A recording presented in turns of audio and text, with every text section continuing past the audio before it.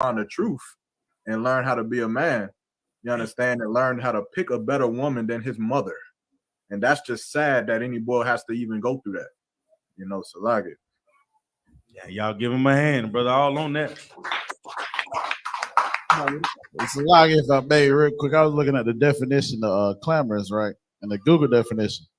The second part says clamorous city streets. What now?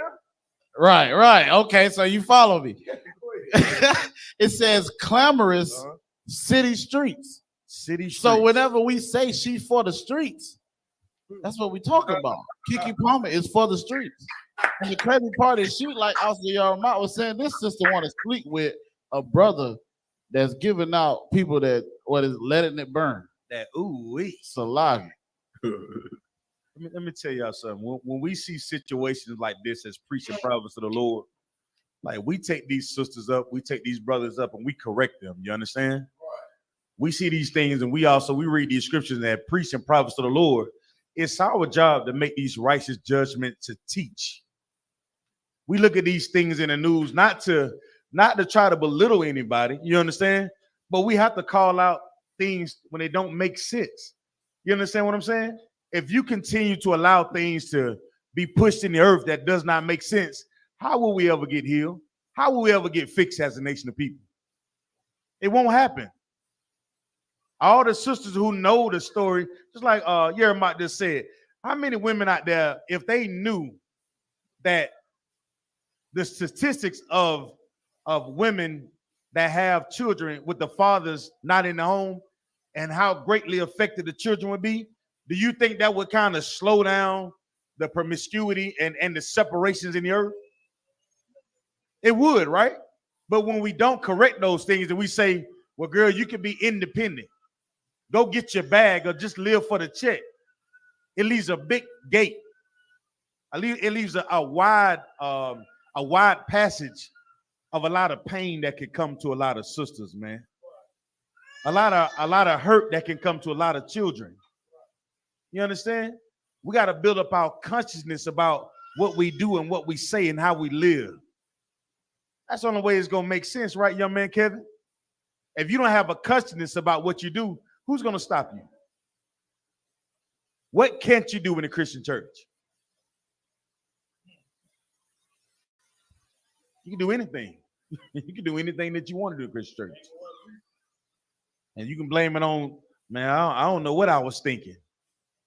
God know my heart. Ain't that what they say? You can blame it on everything. Man, I was just having a bad day. But once you learn the truth about what this life really is, man, you're accountable for what you do and what you say. Every single thing. And there's nothing more powerful than to take life, to know what life is about, and really hold on to that thing. And what is life? Life is what? Life is war. You're not living a life if you're not fighting the things that are hurting you. You're actually dying. You're actually killing yourself. To live is to fight against things that hurting you. You understand? That's to live.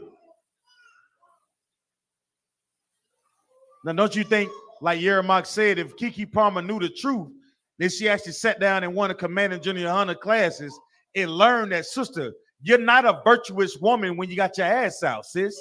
That's not virtuous.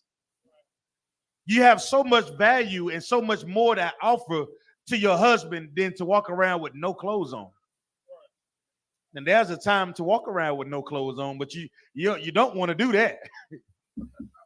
Right. No, you don't want to do that. You'll say things you don't deserve me. Huh? You ain't come on with it. Yeah, it ain't good enough. Yeah. So like I said, come on with it, Thaba One. So like if I could, so what you're saying is so heavy.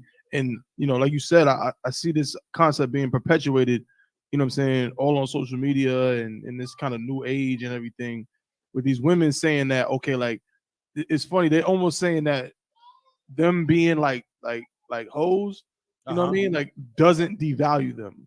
Like, you know what I mean? Like, oh, like, you know, my value is just because I wear this doesn't mean anything and all that kind of stuff. You know what I'm saying? But like you just said, sir, if that's your man or your husband, right? And you and you know, I can see you're behind, and you know, I didn't marry you, I didn't lay down with you, I didn't do nothing. I'm just here scrolling through Facebook, and here I'm looking at your whole behind and your whole breast and all of that. That's no different than if I go to the dealership and they say, yeah, we're gonna give you this nice car, but anybody can get in it. Like, I can drive my car and park it anywhere, and any person that walks past, there's no key. You just get in and just drive off. You know what I'm saying? That car has very little value, if any value at all, to me. And that's what these women are saying. It's okay for them just to, you know, be for everybody, but still need to be loved. Like it's half truth, Thaba One. Okay. What they're not telling you is the value that they had was gone since they were 14 years old. You know what they've been doing with their body since they were 14 years old? Looking for that man that can pay for it, Thaba One. Looking for that popular guy with the Jordans on, or the Timberlands, or the guy that had a nice car, or the basketball player, or the football player. Come on with it, young man. You ever think they were looking for a daddy? Of course. That's the part that they out there. Of course. Somebody to correct them. That's all. Just somebody say, hey, baby girl, I love you. But don't wear that. Don't wear that, though. I know you think it look good, but there's a time and place for it, baby girl. Okay. Just that small thing. Just the attention that they get. You know that mothers get jealous of them young girls when they start to dress like that too. But let me let the sisters know a little secret, right? You know, Big Mama had 13 children, and she didn't dress like that. and she got Big Daddy attention very well. You understand? She wore them same dirty flip-flops for 10 years. Y'all know Big Mama had them dirty flip-flops, huh? And slid across the floor. She didn't need stilettos, you understand? Right. But now it's like you can't even garner a man's attention without thinking you have to show him what you're working with. Right. And I understand. This is the empire that Satan thrives in, you understand? And that's what he wants. He wants us looking at after the promiscuous sisters, right? And he wants the sisters to dress a certain way. That's the world that we live in. But if you're in the house of Israel and doing what we was called to do as Black, Hispanics, Native Indians, the Lord asks us to live a greater life than that, man. That's right. And that's what we building here in the I.S.U.P.K. So I ask every brother, man, challenge yourself. I know every sister that you see on the streets, they wearing yoga pants and workout gear every goddamn day. Like it's the normal, you understand? Man, nah. Try to fight it. And sisters, every man that look at you, come on with it. So like I said, Captain I Thought is ready, sir. Well, Most High in Christ. And with that, I'm gonna turn the class over to Priest Prophet of the Lord, Captain of 13,000.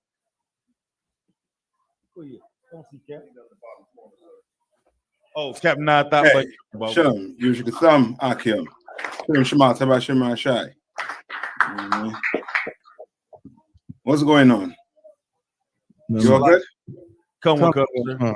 We was going over YAHANNA brought out a popular story right now. They saying that Keke Palmer, she just didn't stop with the serenading that Usher gave her. Now they got a whole song called Boyfriend or something. Yeah. Oh. Yeah, it's trash. Usher, you know what I mean? If you have an Usher CD right now, you know what I mean? Throw it in the trash. Come on. Throw that joint in the trash. You know what I mean? He just showed his true colors. You know what I mean? Not saying he ain't show it before, but now, you know what I mean, he all the way over the LGBTQ. He in the community. You know what I mean? He might be vying for president. You know what I mean? Okay. So Akim, you all have any questions? Kind of one con, sir. I got a question, sir. Come on, let me see if I can it's Romans 6:1, sir. I heard the breakdown before, but I couldn't quite remember it. Mm-hmm. Romans. I mean, Salakia. Hold on, let me make sure I got it. And while he getting that right, It's Acts 6:1. Still up. Acts. 6:1. Okay, Yes, go ahead. Okay, Yes, go ahead. When you guys, you can read it. Karawan Khan. This is the book of Acts, chapter 6 and verse 1. And in those days, when the number of the disciples was multiplied, there arose a murmuring of the Grecians against the Hebrews because their widows were neglected in their daily ministration. Oh boy, what is that saying? So without, if I may, sir, I was thinking like maybe because the Israelites wasn't doing service for their women or something like that. You on it? You on it? Okay. Okay, who's saying it's a neglect? The Grecians. Okay. Okay. Were they complaining? Say again, sir. Read it one more time. In those days, when the numbers of the disciples was multiplied, there arose a murmuring of the Grecians against the Hebrews. All right. So who's the Grecians? The Greeks. The Greeks. What you mean the Greeks? I mean Edomites. You sure? Nope.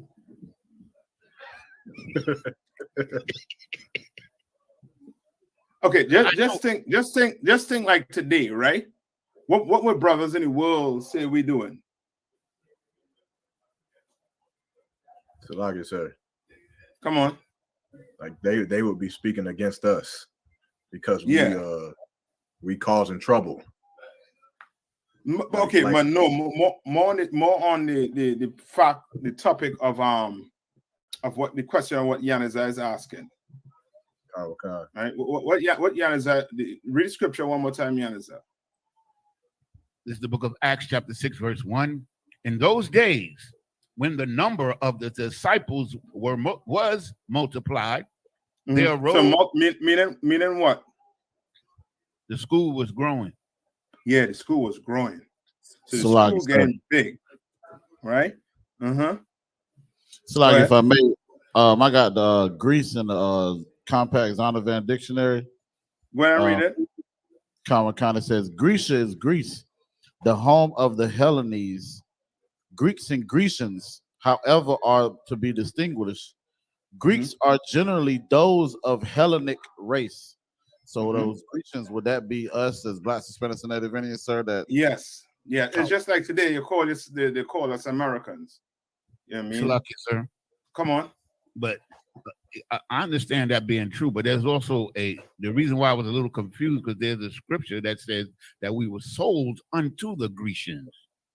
So, you have to get the proper context. That was part of. I understand. So read it one more time. And in those days, when the number of the disciples were multiplied, there arose a murmuring of the Grecians against the Hebrews because their widows were neglected in daily ministration. Right. Read on. Verse 2. Then the 12 called the multitude of the disciples unto them and said, it is not reason that we should leave the word of God and serve tables. What are the disciples saying? That we should, if I may, we should concentrate on serving God and not being servants to these Grecians. No, not the Grecians. Remember, what are they being charged for by the Grecians? Neglect. Neglect of what? Of the widows. What's a widow? A woman who has no husband. Her husband has died.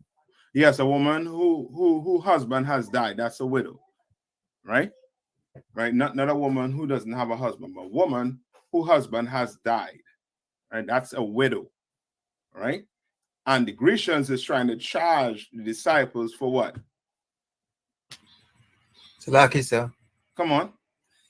They're trying to charge them because some of the daily needs of the widows was, they were saying they was not meeting them. Right. But the disciples was telling them they need to be focusing on God's word. Right. Not just, you on it. Right? Read verse 2 over one more time, Yanisa. Then the 12 called the multitude of the disciples unto them and said, it is not reason that we should leave the word of the Most High and serve tables.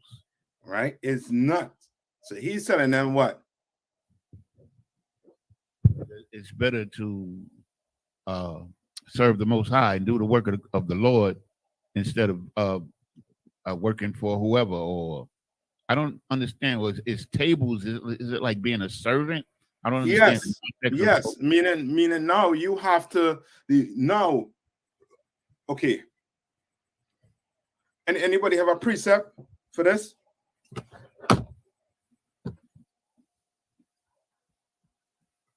Remember when they came to Christ, right? And they try to charge Christ for eating, I think, corn on the Sabbath. I don't know what kind, sir. What did Christ tell them? Or what was the parable? He told when would you get your donkey out of a ditch if he Say fell into it on the yes. Asked him, would come. Yes. Would you get a donkey out of the ditch? What's the spirit behind it? What Christ trying to get him to understand? What's the spirit behind it? Come on. Like it's not servile work to eat. You can't die or allow something to die because it's the Sabbath. Like so what was Christ trying to get them to understand? What's the spirit? Salaki, sir. Come on. Is it brotherhood? It is brotherhood. Okay. Like mercy. Okay. Salaki. Come on. He was trying to get to understand the spirit of the law instead of just trying to punish someone. I think I lost you all. All right, Salaki, sir. Salaki. Come on. That oath that the Sabbath is not that man is the Lord over the Sabbath. Yeah. Okay. Yes, we know that, right? But what is he trying to get them to? Okay, why is he working on the Sabbath? So, like, sir, come on. If you could just clarify the question. You said him working on the Sabbath, sir? Yes. Why is he working on the Sabbath? Who, Christ, sir? Yes. Salaki. Because it take work to what? To pluck the corn from the field, right? He is not sinning, right? But he's trying to get them to understand that what? You're gonna have to work on the Sabbath. Why? To save the nation. That's it. That way, trying to get them to understand that. You're not home making sandwiches on the Sabbath. What you doing? You getting the donkey out of the ditch. You getting the sheep out of the ditch on the Sabbath. You working. You understand? Okay. You'll understand? Okay. Right? And he's trying to tell these disciples, yo, we had to go do the work of the Lord. We can't be making what? Tables. Right? Read on. Verse 3.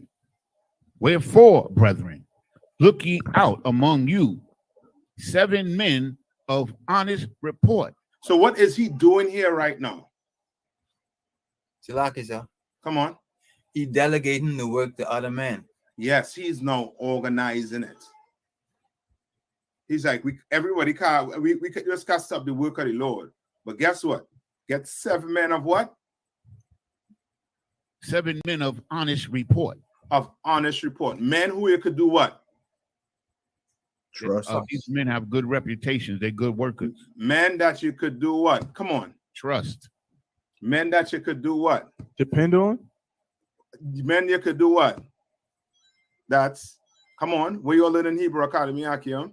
Dependable, That's predictable, reliable. Yes, that's somebody who has a good report. You understand? Get that man. Okay. You can rely on him. You can depend on him. You understand? Right? Read on. He ain't just picking you. You know what I mean? You know what I mean? He just picking anybody. He want men who he could trust, who he could rely on, who he could depend on. Right? Read on. Full of the Holy Spirit and wisdom. Meaning what? They got zeal. They got zeal. And they make good choices. According to what? The Holy Spirit. According to the Bible. Come on, understand? They ain't just know Job 30 and 30. They understand it. You understand? They ain't just know Matthew 18 and 15. They understand it. You understand? Come on. Right? Read on. Whom? In other words, these men are experts at what? Breaking down the scriptures. No. Remember, I just tell you it had nothing to do with breaking down the scripture, just, you know what I mean, like that. So like it. Uh-huh. The 7 men, I mean the disciples or the 7 the 7 men. The 7 men. These men are expert at what? Just simple. Keep it simple. Not serving, at brotherhood. These are experts. These brothers are expert at being brother, as being a brother. You understand? Read on. Come. Whom we may appoint over this business. Right? Whom we appoint over this business. Right? So that the whole camp don't have to stay back just to serve tables. You understand? Come on. Right? And Yanaza, your question was more so on the Grecians. Yes, sir. Like I just wanted to understand who they were serving, because like I said, if I may, when I read the word Grecians, I always thought that they were talking about the Edomite Grecians who we were sold to. Let me get that one for you. All right. I'm not 100% sure, but I'm gonna get it for you. All right. But I get the gist of what they're saying. The only understanding it was like we understand what they were doing now. We understand what they were doing and what their motive was. Okay, good. So you're good to go with that? Come on, sir. All right. I know I come in late. Tabo one, you had a thing to play for me? Come on, sir. All right. So Tab one is going to play a video, right? Just a snippet of it. All right. And this is what's taking place right now. I want to say right now in the present. Right? Remember, we what type of climate we in right now? Just think America. War. Don't think the world. Think America. What climate America is in right now? If I could, sir. Well, right now, America is gearing up for a presidential election. Yeah, is politics in the air. That's why you're hearing Donald Trump. He had to go. Yeah, I mean, he had to go. He might have to go to prison. Okay. Right? He had to go turn himself in either Thursday or Friday, whatever day he had to go turn himself in. Okay. Right? You're in a political climate right now in America. In the world outside of America is war. It's turmoil. Right? Not saying it's not turmoil in America also too, but if you're looking at it from the world's perspective, if you had to include America, is war you're looking at, right? So no, play that for me, Tabo one. Call on one concert. Tabo one, I gotta find a way to get these things to you, man. Let me see if I can take a picture and send it for you, right? And you can read it from off your phone. But go ahead. Come. You go ahead, Tabo one. Can everybody hear it, Salaki?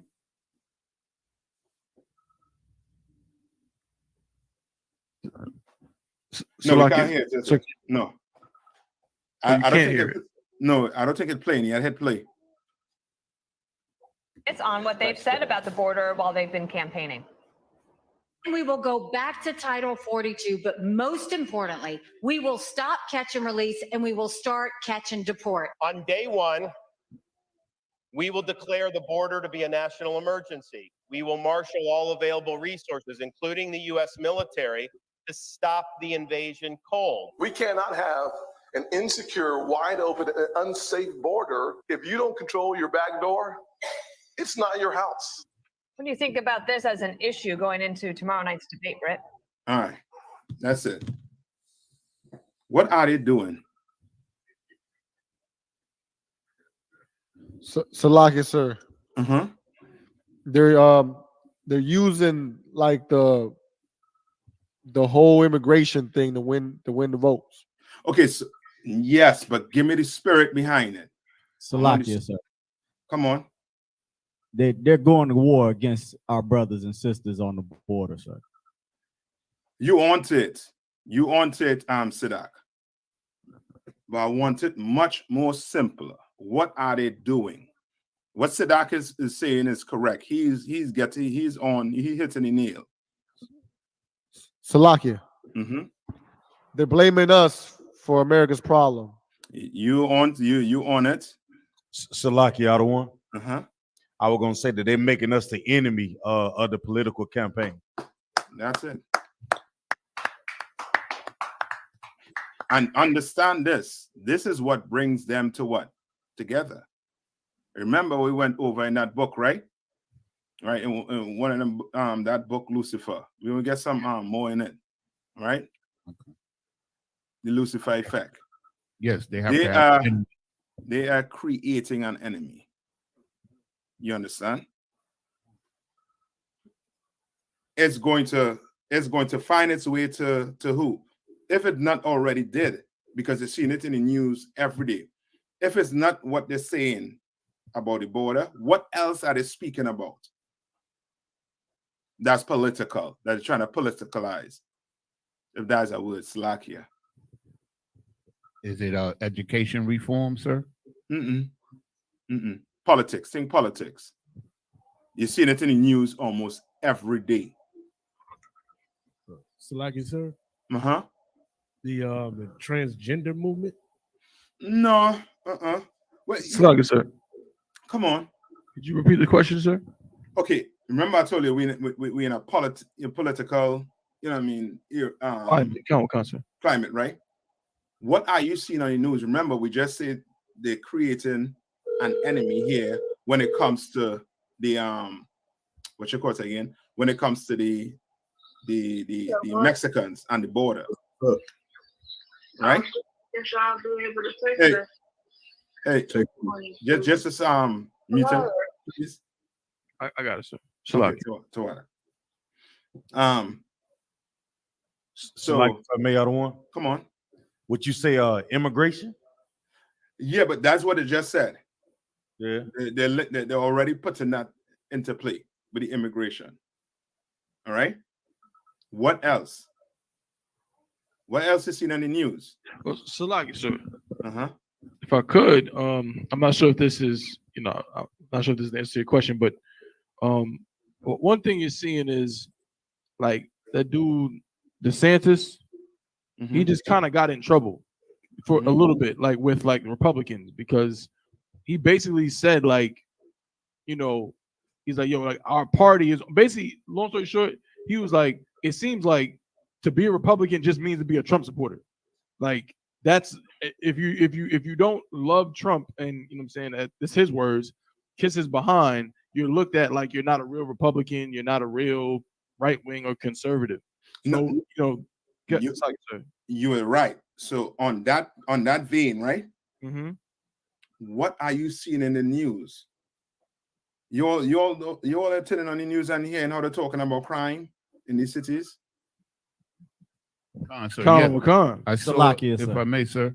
Uh-huh. I saw they did this thing on San Francisco, whereas they show blacks and Hispanics looting these stores, of course. Yes, because in San Francisco they got this law: if an item is not worth a certain amount, you just get a fine, or it's a misdemeanor, and and so they blame those people for the chaos and the financial problems that San Francisco is facing. Yes. So what are they doing when they put it on the news and perpetrate us like that? Salakia, sir. Come on. Just a few hours ago, Donald Trump came under fire for calling Atlanta a violent crime war zone. And we all know who lives in the urban or metropolis of Atlanta is Black people. Mm-hmm.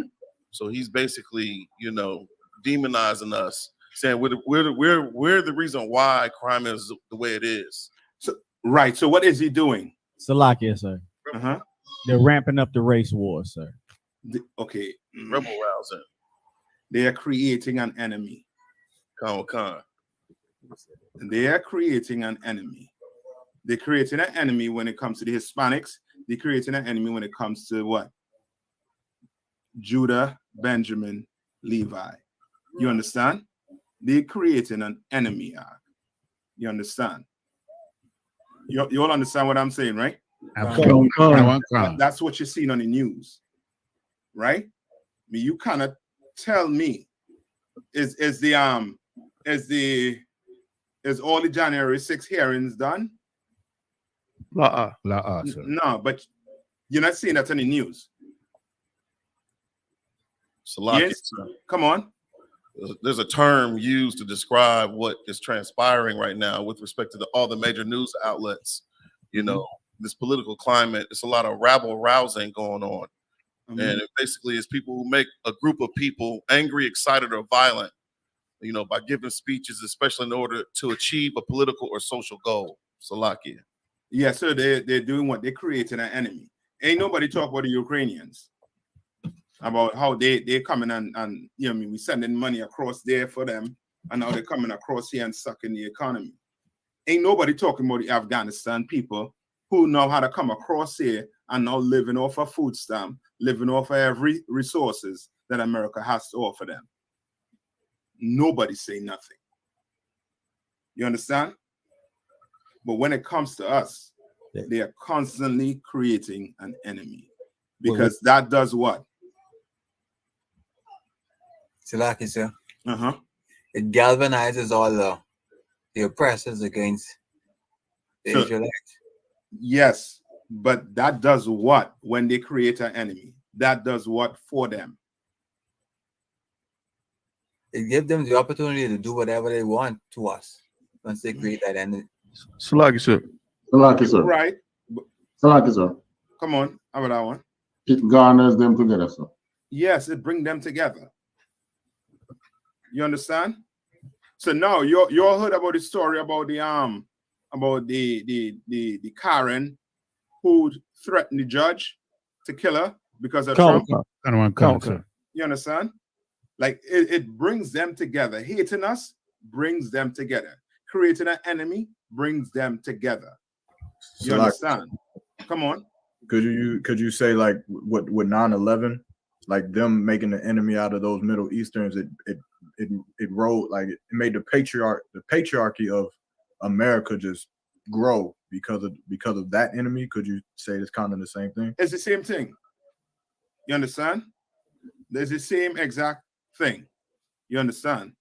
But the only difference is he created an enemy in America here with us, Blacks, Hispanics, and Native Indians. Come.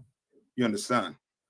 When he have Afghanistan soil, he's trying to do the same thing, but they are not destroyed like us. You see what happened in Niger? What happened? You're looking at the news. What's happening in Niger?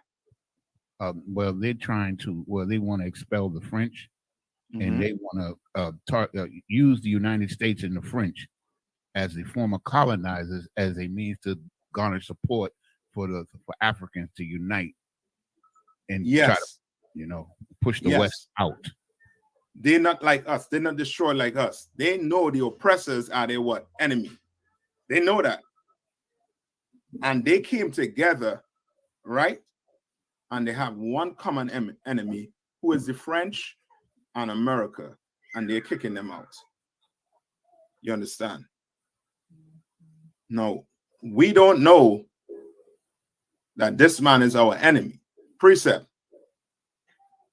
Where you go to show that he's the enemy? So I get sir. Come on. Deuteronomy 28 and 68. Yes. So get it.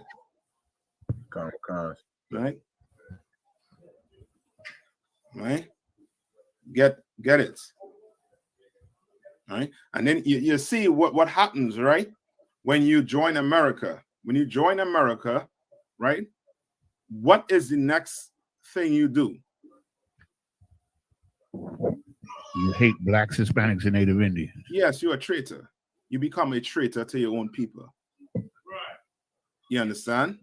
That bald-headed, that meathead called, what's his name? No, the brother. What's his name? I forget his name. Somebody could look up his name. Who running for president? Ben Carson? No, not Ben Carson. Ben Carson, he gave up on that, brother. About the brother that's running for presidency now. Yeah, for the Republican Party. Tim Scott. Tim Scott, meathead. Excuse my French. I hope they kick more internet. Tim Scott. Do you think he like black people? Salakia, the one. You got one more that's running for president too. Who's that? Come on. Name Cornel West. Well, okay. He is, but he know he has no way of winning it. But Right. he's just trying to, offset. You know what I mean? Whatever he trying to do in his mind. I think that's his way of fighting the oppressor. Come on. Which is, child's play. You know what I mean? You don't go and join his politics to try and fight him at his game. You understand? You are a rat playing a snake game. Come. You're gonna get what? Bitten. No. Well, a snake just bites a rat and gets swallowed up, Salaki, sir. Yeah, he eats that rat. That brother say you get swallowed up. Yes, this is exactly what's gonna happen. You think they're paying Cornel West any mind right now? La. Come on. Salaki, sir. Mm-hmm. They gave him some airtime so that they could use him to increase, the ability to help them become our enemies. Like, here's this uppity Negro that we allowed to do all of these things because they gave him a lot of airplay on certain stations where he was having a problem with this other cat. I can't remember his name. And so what they was doing, following what we're talking about here tonight, is allowing him to say what he says, which will increase their animosity toward us. Right, but he was not doing that. He was saying, "I love." He was basically calling them brother and saying he loved them. You understand? He was not even trying to say we have to separate. That wasn't coming out his mouth. He want to really do some harm to them. He should just talk the truth. He just say we have to separate from America. Right. There's no coming together. There's no voting. You understand? There's no. Voting ain't going to change anything. But I'm just here. But he's not even on that part. You understand? He trying to bring his truth in. Not the Most High, not the Bible. Right? Read Deuteronomy for me. Salaki, this is the book of Deuteronomy, chapter 28, verse 68. Mm-hmm. And the Lord shall bring thee into Egypt again with ships. Mm-hmm. By the way whereof I spake unto thee, thou shalt see it no more again. Right, and this is our captivity speaking about. You understand? For people to put you in captivity, you have to be their enemy. Ain't no, ain't no getting around it. Ain't no getting around it. Right. Your friend is not going to do this to you. Right. You understand? Your acquaintance, he ain't gonna do this to you. Your enemy, he gonna do it to you though. You understand? Read on. And there ye shall be sold unto your enemies. And there ye shall be what? Be sold unto your enemies. You are going to be sold unto your enemy. Ain't no getting around it. Like black people, as black people, we've been fooled. You understand? We have been fooled into thinking that slavery is over and that, we fit to live, this, what's it with homogeneous or in paradise with this oppressor. We are not. We are not. We are not even in his plans. You understand? Read on. For bondmen and bondwomen. For what? For bondmen and bondwomen. For bondmen and bondwoman. But read on. And no man shall buy you. What does that mean? Like I said, no man shall buy you. Just no nation is going to free you from your captivity. Yes. In simple, nobody is going to save you. So what does that mean? If you had to bring it back to today, what does that mean? If you're reading that. So like I said, if I may, it means that we cannot depend on the oppressors or anybody else to help us. You're correct. You're correct. But it means also that what? You're still in captivity. That's what it means. You're still in captivity. Nobody was going to do what? Free you. Yeah, nobody. Only one man going to do that, and that's who? Christ. Christ. And he ain't back as yet. So which means what? We're not free, sir. Captivity. Yeah, we're still in captivity. So like, sir. Come on. And voting is not going to free you. Correct. You understand? You could go and make the political party, the Christians, whatever, left wing, whatever. You are not going to free black people. You understand? Only way you're going to free black people, you're going to have to use black people's constitution to free them. And that's what? That's the Bible. Right. And the only place you're getting taught the Bible is in the I.S.U.P.K. No other place on the earth teaching you this Bible. Teaching you your true constitution. Teaching you, giving you the solution to your problem. You understand? You don't want a slut as a mother to your son or as a wife, then the Bible tells you how not for that to happen. You understand? You don't want a Kiki Palmer. You don't have to have a Kiki Palmer. You don't have to. You understand? But you got to follow the Bible. You got to follow these men who follow this Bible so that you don't end up like Darius, what's his name, Jackson? You understand? Sir. I feel bad for that brother. For LGBTQ to be, to be busting style, or to be playing on your head like that, boy. Or how to put it, a petri dish. Right. To be, making it out like he better than you and pitting your woman against you. You in hell. You know what I mean? You in hell. So like I said, come on. On that topic, like we know that like you can't divorce a woman, your wife, unless she commits adultery or fornication. But like, is there any grounds, like say your woman got dressed half butt naked and went and serenaded and did something that was very unbecoming? Would that be grounds for divorce, or would that still fall like it just spirit, like she didn't have sex with a man? Like, man, kick that. No, messing with you. No, messing with you. No. What you all remember the story with King David? Who could find it for me? You remember when King David had just won a battle and was dancing? Con, sir. What did he do to that wife? He put up in the tower and he didn't let her have any children. He didn't have sex with her. Yeah, he separated from her? Con. Like it says, 2 Samuel 6:14. Yeah. Like I said. Come on. I mean, he just he put on a very harsh punishment.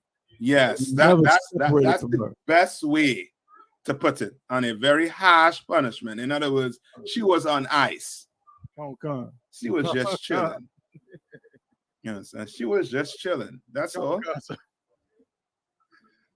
Hey, honey, you coming to see me? Yeah, just now. Yeah, hold on. All right. You need any food, anything? What you need? All right, cool. Click. She was on Isupk. Oh God. You ain't leaving, but if that slut wanna go, let her go. Salagi, sir. Come on. If I could ask a question on that topic. But get counsel first. No, you aren't gonna be telling me you're paying your wife up in some tower. I saying, yeah, I mean, Cap said to, lock her away, sir. Salakia, you don't get me in trouble. Better come get counsel first. Right? Come on. Okay, so that goes right along with my question, because I've heard it said before. I mean, I might have misunderstood, but I've heard it broken down that a brother cannot, that you can't deny your rib. You know what I'm saying? You can't deny her the ride. Like, you know what I'm saying? Like, you can't. She wanted it, right? It is what it is. But with King David doing what he did. Obviously, I know the scriptures have no contradiction, but how would we, reconcile that? Like, okay, in what circumstance can a man decide, like, no, you're not getting no ride at all?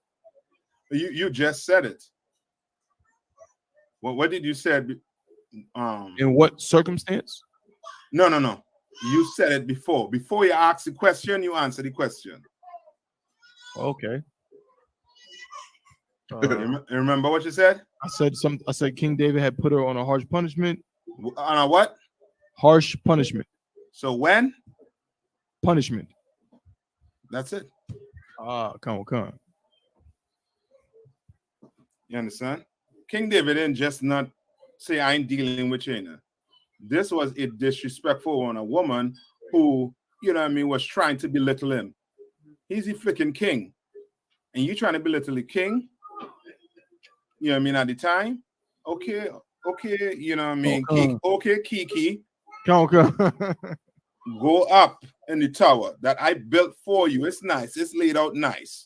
Your flat screen, everything you need. Your maids, whatever you need. I'm check you just now. And it doesn't say he never checked her, but what it says, she never got a what? A child with her. Yeah, he never had a child with her. So all them, whatever she had on the chest was a waste. You understand? Okay.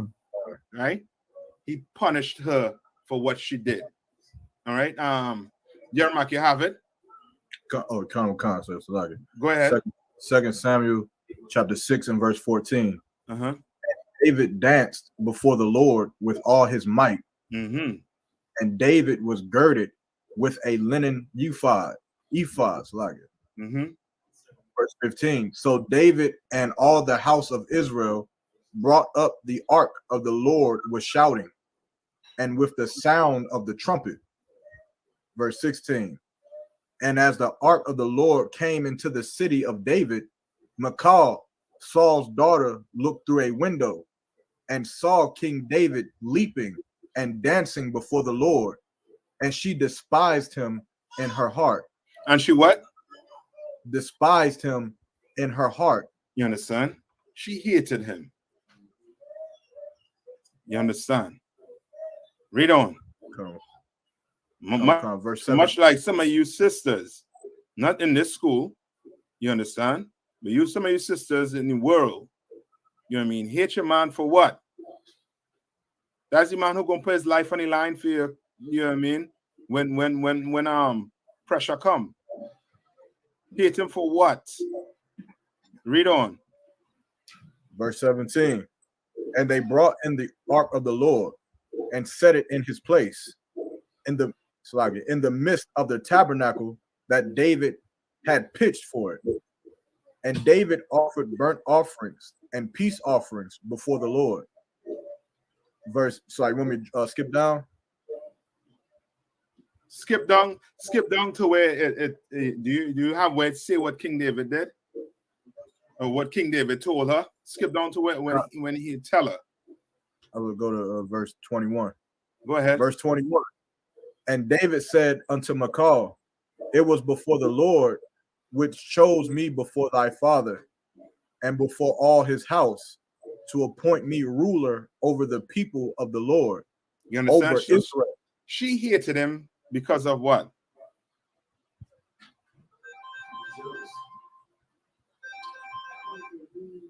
She hated him because her family lost that throne. You understand? And she looked at David as the problem. He was the reason why they lost the throne. You understand? And she hated him for it. Right? Now read on. Therefore will I play before the Lord. Verse 22. And I will yet be more vile than thus, and will be base in my own sight. And of the maids. So in other words, what is King David telling her right here? So like it, sir.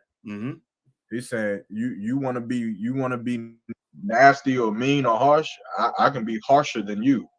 Yes. In other words, he's saying he's telling her, F you, your mother effer. You understand? He's basically telling her that. He cursing her out. He's like, B, you don't know who I am? I'm gonna be more vile than you ever think. You think I dancing naked here right now? Was he dancing naked? You ain't seen nothing yet. Yeah, was he dancing naked? No. But she accusing him of it. You understand? Right? I mean, but read on. And of the maidservants which thou have spoken of them shall I be had in honor. What is he telling this wicked wench called Kiki? Like you say. He's saying he gonna go be with the women that she was jealous of. Yes. No, you take that, you know what I mean? Take that, write that in your notes. You have a notepad, take it out. Wicked woman equals more ribs. Another woman. Yeah, that's exactly what he's trying to tell her. He's like, I don't need you. I'm gonna get these right here. You understand? And they're gonna do what? Read on. Of them shall I be had in honor. You understand? What is he saying?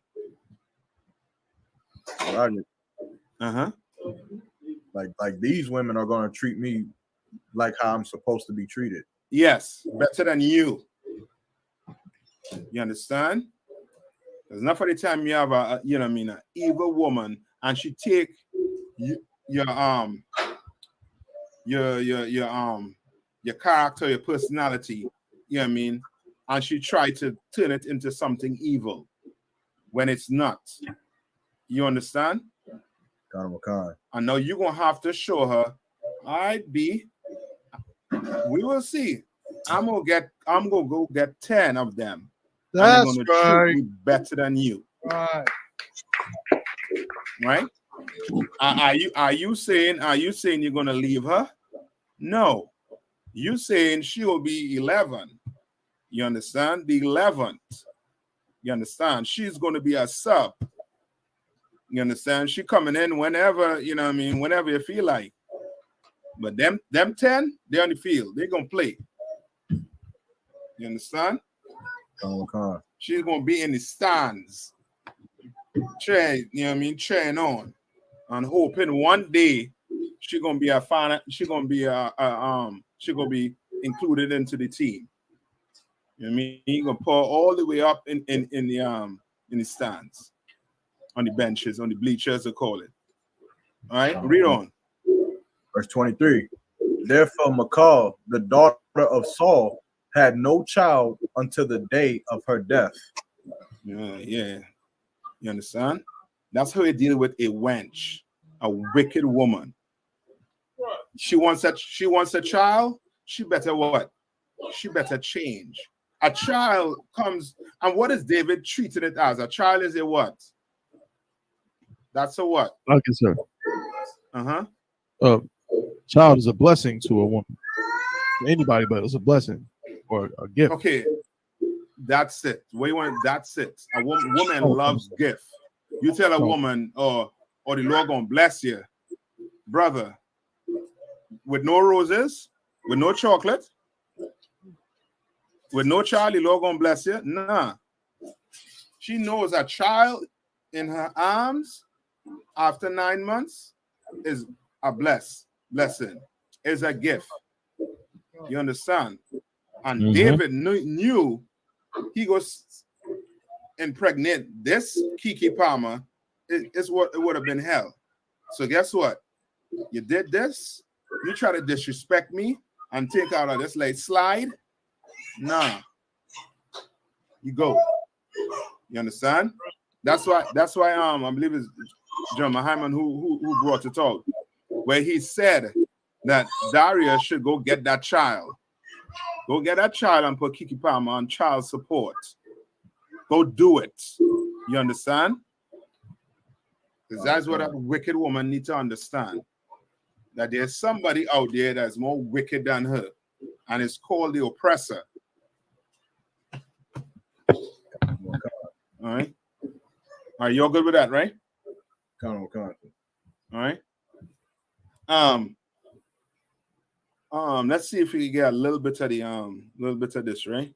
And then we let's see where we at. Tab 1. Not the highlighted. The first one I sent you, right? You could read the words. Good? Concert. Okay, so go ahead. So this is from the Lucifer Principle, right? The scientific expedition. You just sent me two, right, sir?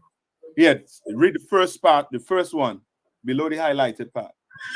Okay. So like I was trying to I can get on the screen, but it's kind of it's sideways, like I can't really flip it. No, don't show it. Yeah, you need to show it on the screen. You could just read it. Concert. All right. Salakia.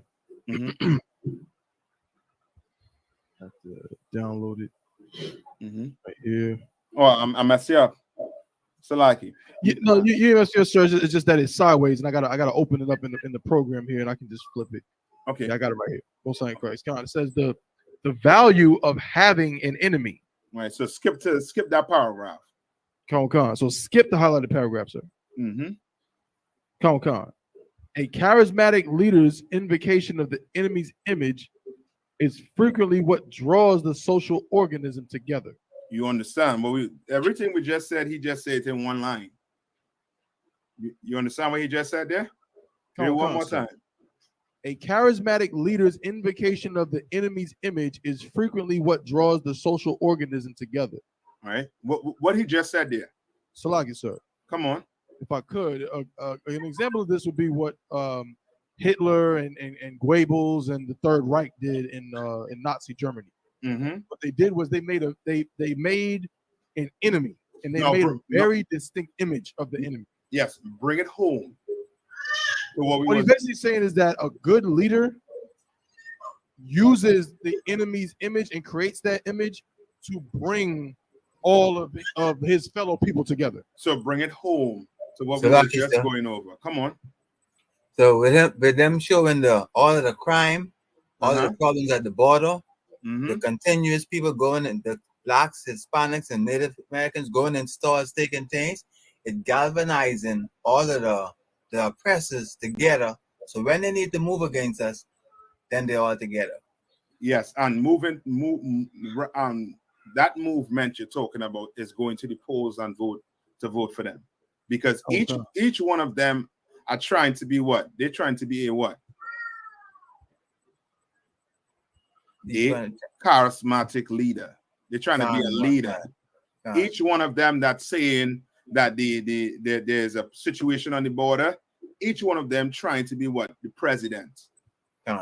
So like, come on. I was gonna say that's the same thing that Biden essentially did years ago when he did the what's the plan that he was saying they was And I talking about all the politicians use it. Hillary Clinton, us being super predators, and that's always been the agenda of everybody that run for some type of office. They use us as you know what I'm saying, the wrong ones to point out. You know what I mean? Yes. Because what they understand is this in politics: you need an enemy. You understand? To bring the people, the mass together. You understand? What you call it? People vote. Not so much a scapegoat, but it's the value of having an enemy. You're gonna have what? You're gonna have people who believe they're good looking at people who are what? Who are bad. Yeah, go on. You understand? So they created. You understand? So for their gain, for bringing their people together. So now, guess what? A black brother or Hispanic or Native Indian, when he goes into the vicinity or into their space, he doesn't want to sound or look like an outsider. So he says what? He agrees with them. You understand? You understand what I'm saying? Come on. Would you say that this is the because like they did this back in like the Birth of a Nation, where they would do the blackface, you know, committing crimes, just kind of painting the image that we the criminals. Is this something that stopped for a while and it's starting now for this agenda, or is this something that it never stopped? Never It's stopped, always been like that. It always been like that. It never stopped. It never stopped. If it stopped, your oppressors will be killing each other. You understand? They will be killing each other. They will be fighting each other. You understand? But it never stopped. You understand? It's your black leadership that make it seem as if it stopped because they went and sat down and had food, you know what I mean, drinks with them. But it never stopped for us. You understand? But to the rich, when you look at the rich, you really think that, yeah, we can make it in America. Be a fly on the wall in the house to see what they have to do, brother, and you will run. You will run. Have any knowledge you have right now. You will run. You'll run. You will not want to be in their position. Do you want to be in a position where another man dictating what you see? Another man dictating what you wear? Another man dictating how you dress? What is he doing? What is that man doing? So like you said, the man who's being told what to do, or the man who's telling? Yes, either one. Tell me, describe the man that is being told what to do. What is happening there? He's becoming enslaved. He's yielding his authority to precept. It's in the New Testament.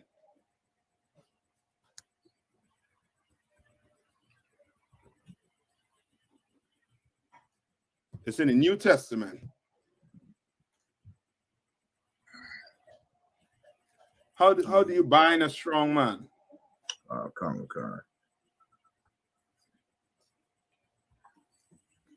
Salakia. Come on.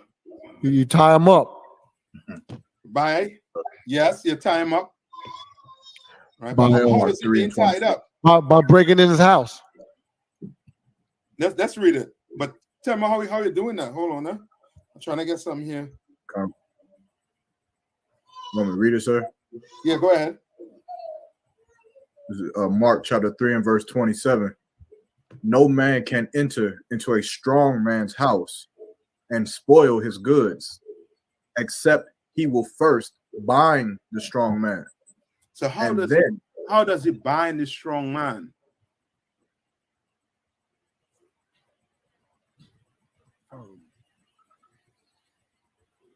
Taking his authority. Yeah, how we taking this authority? So like it's sir by basically Salakia, sir. Mm-hmm. You deceive them. Okay. Child support. That's it. I want to hear that. Child support. The cares of the world. Not so much the cares of the world. Bills. But child support. You understand? The war on drugs. You understand? You are binding a man up. You understand? Now, you remember what the scripture said. The scripture said this. How it's in Ecclesiasticus, where it speaks about what it is again? About, I believe it is about begging. Right? What does it say about begging?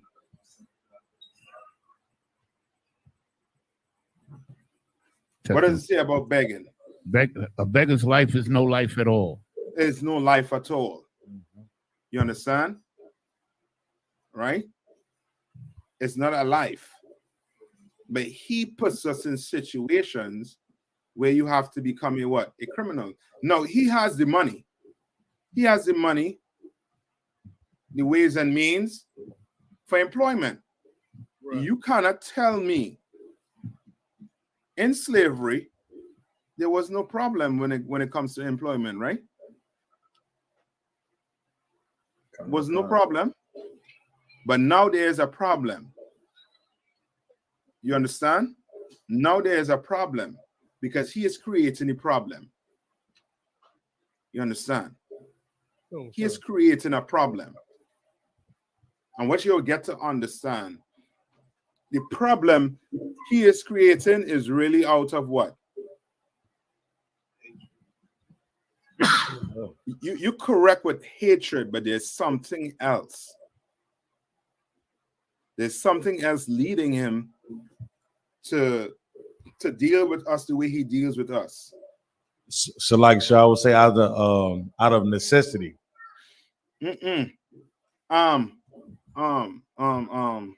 Politics. No, not politics.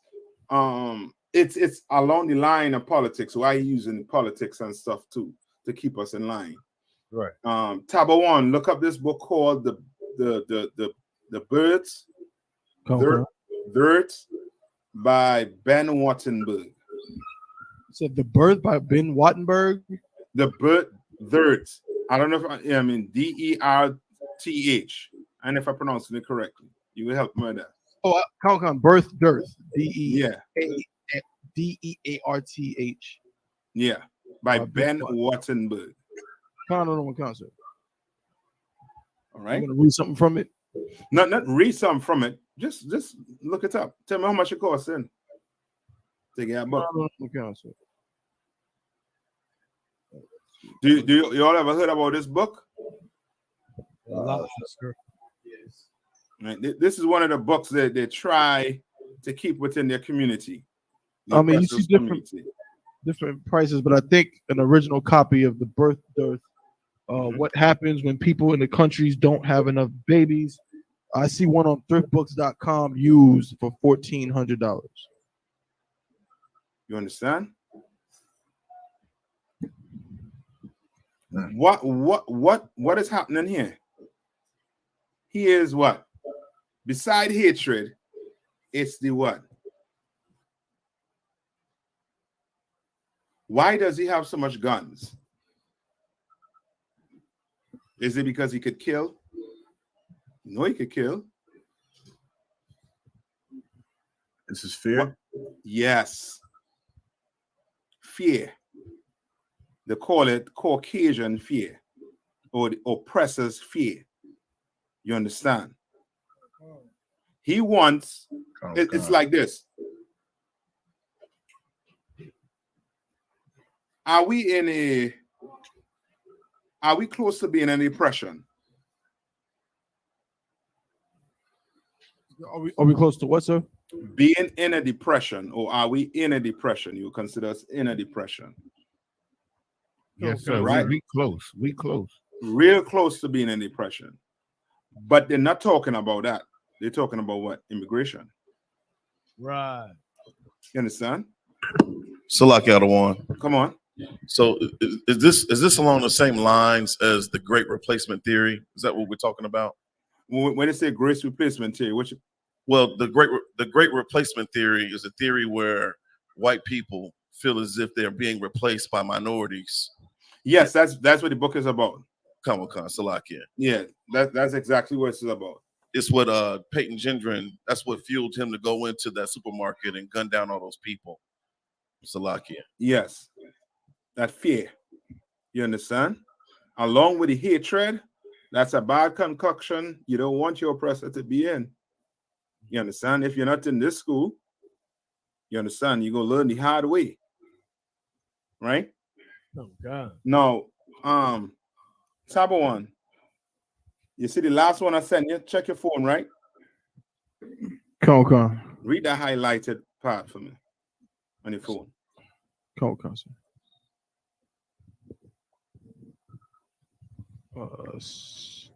Lock it. That's the highlighted part.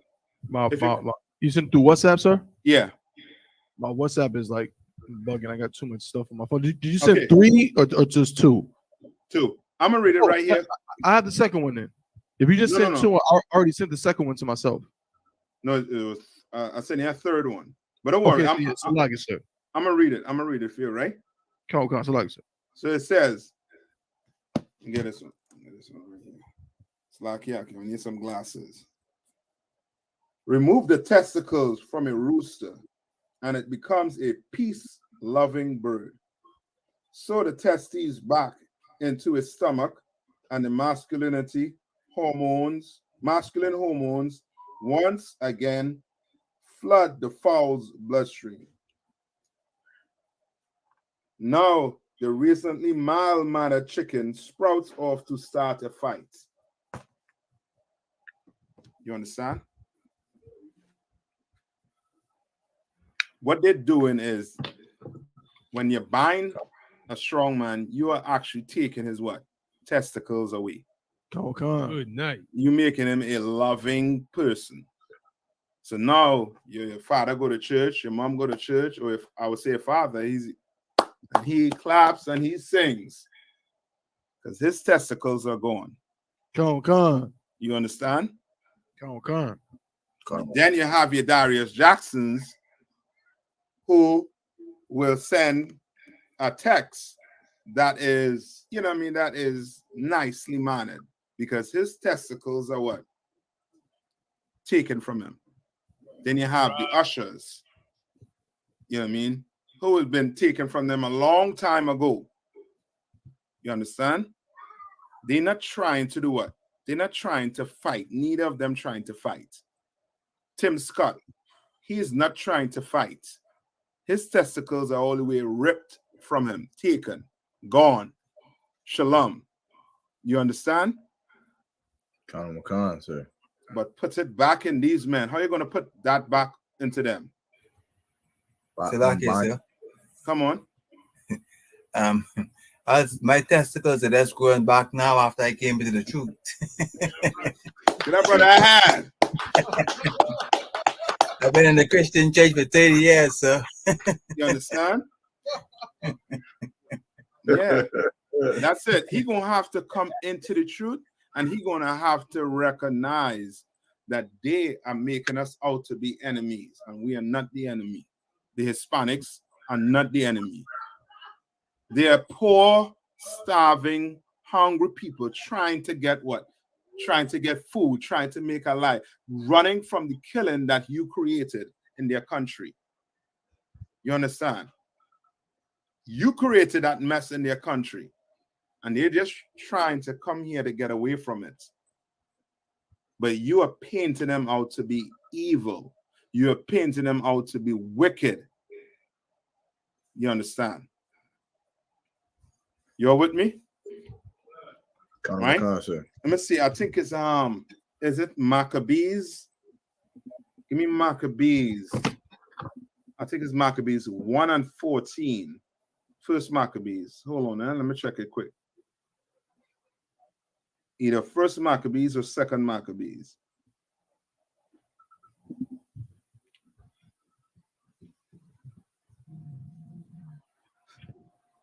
Right. 1 and 11. 1 and 11. Right. This is your Tim Scotts. These are your politicians, your preachers. You understand? People who in leadership position who just about trying to look after themselves. Read this. Common concept. Mm-hmm.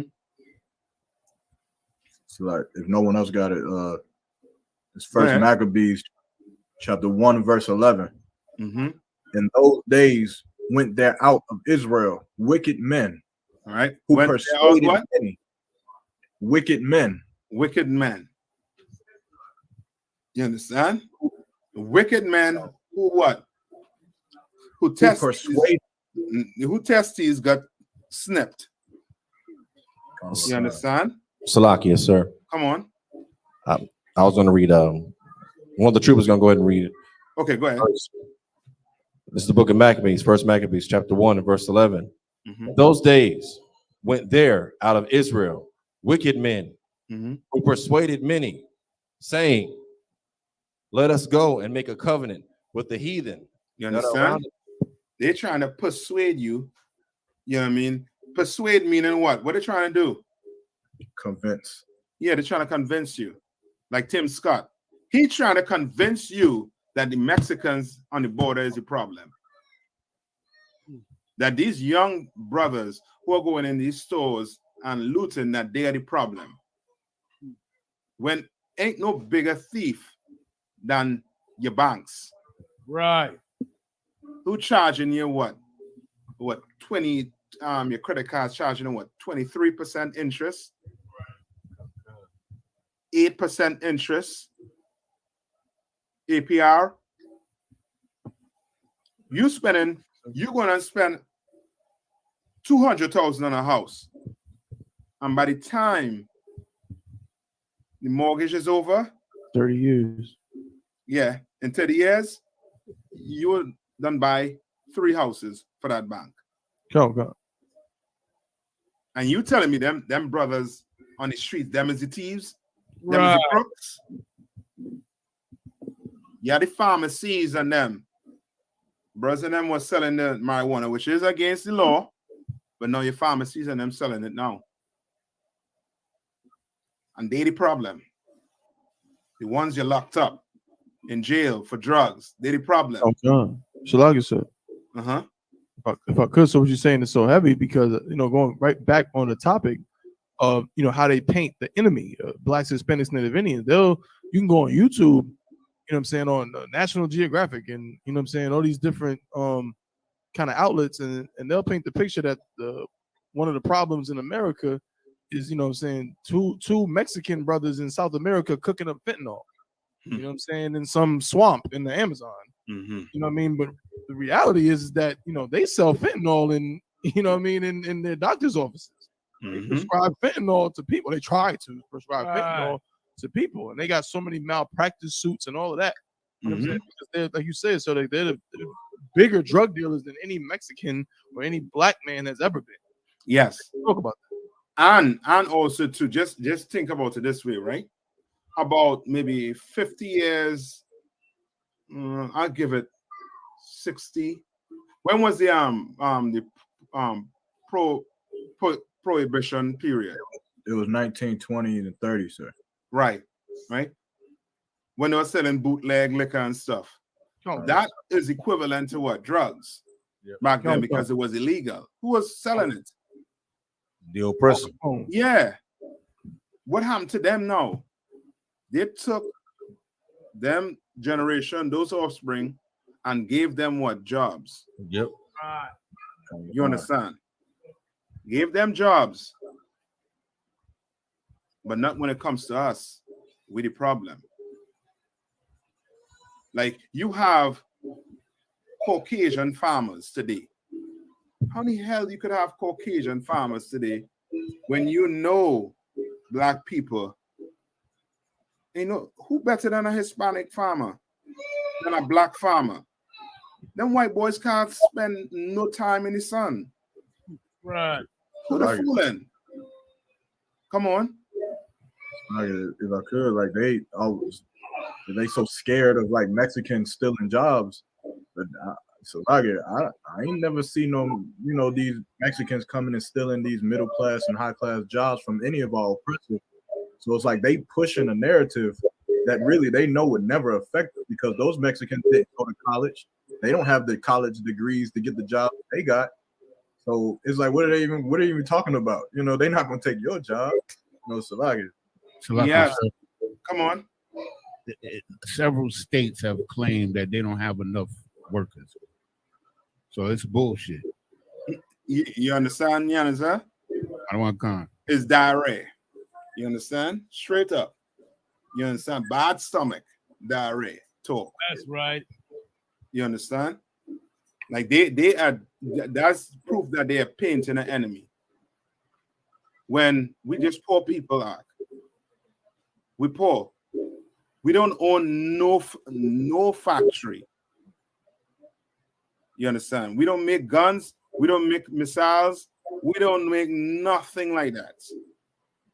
We just simply go to work for you and come back home and try to live out this hell.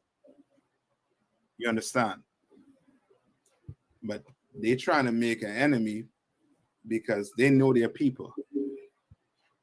You can't be looking a Caucasian in the eyes. Meaning you can't be on his level. He's going to think the world is coming to an end for himself. Come on. Question is like when it comes to America, of course any nation needs and wants to have allies with other nations and countries. But is there a reason why if we having a situation with Mexicans wanting to come into America, wanting to be a part of America, is there a reason why America is not just making an ally with Mexico? Are they trying to strangle them out and making their lands poor or oppressed? Or is there a reason why they just won't just become allies with Mexico unless they are, if that makes sense? So like, no, I understand what you're trying to say. And how Esau is. He is like this. Come on. Is it my mic? No, yeah, I don't think it's your mic, sir. Okay, go ahead. Count, I was just gonna say, could it be that I remember you had mentioned it in a class before, but I'm not sure if this would be on point to answer Overseer Armand's question, but could it be that Mexico doesn't quite have any resources that would help America get rich? So it doesn't really benefit them so much to turn them into a political ally the way they might try to turn, some other countries like China, what I'm saying, or Japan. These are countries that have technology. What I'm saying? They know how to turn silicone into some kind of phone that's gonna, make America billions of dollars. But Mexico doesn't quite have those kind of resources, if I'm not mistaken. So could it be that? Salakia, sir. Come on, Isupk. Salakia, from what my understanding and the situation with the political ties with America is that pretty much Mexico does serve the United States. They because you got to think about it. They make political deals where they outsource to all those, where they get cheap labor to build all of these. We're still the slaves in Mexico, but the politicians in Mexico get bought. That's the whole corruption thing. And America plays a big hand in buying them. And really, China and the other nations, just like America, they're really after the spoils, which is us. They're trying to make political deals with these other politicians too. Mexico is pretty much everybody, like it's a buyout. You just look, we'll pay you this, and we're gonna build these highways with cheap labor, or we're gonna outsource the Chrysler over here, the Chrysler factory, and everybody's gonna work for cheap labor, just like we do here in America. And on top of that, we're gonna pretty much traffic all these. We'll we're gonna build, we're gonna create all of this war, these cartels where, we dealing with them too. Like it's a lose-lose situation for Mexico, but America doesn't really have to do much with Mexico, but just bribe them and, just America's pretty much the owner. They own Mexico too. Yeah, you're right. Give me Ezekiel 35:5. All right. And what you are saying, it's it's all of that included. But it's more than just that. Why do America hate black people? So like I said, we God's chosen people. The same reason why they hate Mexicans. It's God. the same reason why. It's the same reason why they're trying to do this, what they're doing to us, to the Mexicans. Damn right. You understand? Come on. I was going to ask, like, would that be an insult to, like, I don't know the nature of Mexico politically, or who runs what in Mexico, or who's in control, but is Spain or the Spaniards, are they still in control of Mexico? No. America wouldn't have it. Right? All of it has to do with, remember, okay, we don't look at the oppressor, right? To us, the colonialism is done when it's still going on. You all understand what I'm saying, right? The colonializing moved from shackles to what? Political. Economics. You're on it, Yaniza. Money. So now America has all these countries under them in captivity by money. That's why Niger trying to get rid of France. It has to do with money and economics. You understand? They're saying they on the face of it, France and Spain and America and England, they're saying that slavery is over. When if slavery is over, then why our money is not at the same level? Why my dollar, my 7 or TT dollar is 1 US. My 122 or 125 Jamaican dollar is 1 US. Why? Because somebody's serving somebody. You understand? Yes, sir. 150. I apologize, brother. 150. Salakia, sir. Come on. Hey, and the key of it is that they've taken control of every nation's national bank, their central bank. Yes. All right. That's how they've done it. Yes. Now give me Ezekiel. Salaki, sir.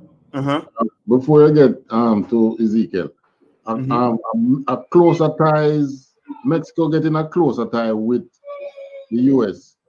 I don't see how that would help them. I mean, Puerto Rico is a state of the US. And look what they are doing in Puerto Rico. Yes, and it has nothing to do really with ties when it comes to I.S.U.P. Like these Mexicans, they know the situation with the oppressor. Remember when those when the brother and either brother and two sisters, when they drive through a blockade in Mexico, where the cartel was? Khan, sir. What happened to them? They got killed. Oh no, they got held for ransom. No, they didn't get held for ransom. No. So like I said, they got shot. You all forget the story, right? Just because of time, right? They ran through the blockade. They got shut up. One person died, right? At this time, they didn't know who it was. They took the two Americans, right? And then